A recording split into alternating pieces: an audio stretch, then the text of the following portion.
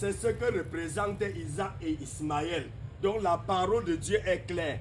Aujourd'hui, beaucoup parlent de la loi, comme nous voyons dans 1 Timothée. Jetons un coup d'œil dans 1 Timothée chapitre 1 au verset 6.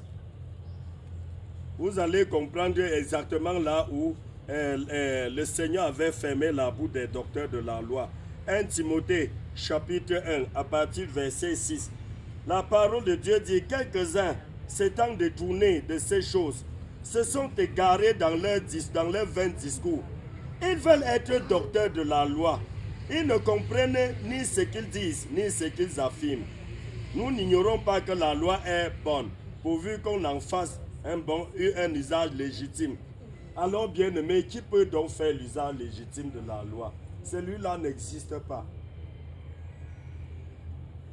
Vous allez voir aujourd'hui, beaucoup vous ont enseigné que si nous n'obéissons pas au commandement de Dieu, nous n'irons pas au paradis. Mais quand nous lisons Galates chapitre 3, au verset 10, la Bible dit que car tous ceux qui s'attachent aux œuvres de la loi sont sous la malédiction.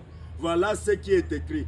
Je dis bien Galates 3, verset 10, car tous ceux qui s'attachent aux œuvres de la loi sont sous la malédiction. Car il est écrit: maudit est quiconque n'observe pas tout ce qui est écrit dans la loi et ne le met pas en pratique. La Bible dit que si tu veux obéir à la loi, obéis à tout. Ne laisse rien. Le verset 11 dit: et que nul ne soit justifié devant Dieu par la loi. Cela est évident, puisqu'il est dit: le juste vivra par la foi. Donc nous avons appris que la loi était comme un pédagogue pour nous conduire à Christ.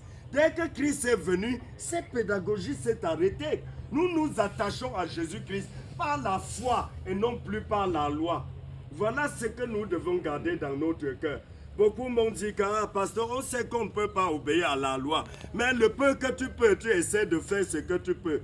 Je les ai dit, allons dans Jacques, chapitre 2 au verset 8.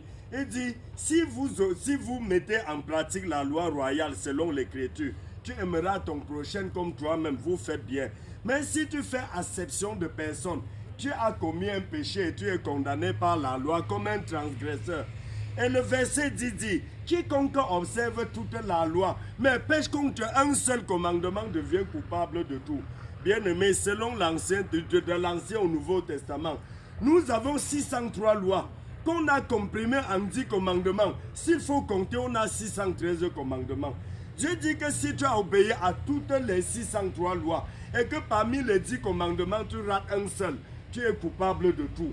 Et le un seul là, c'est quoi? Si nous mettons l'eau le plus pure du Cameroun, un fût de Supermont ici, nous tous on sait que celui qui a faim, il peut puiser un verre pour boire.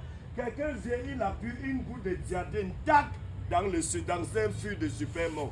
Qui parmi nous peut encore vouloir prendre même un verre dessus?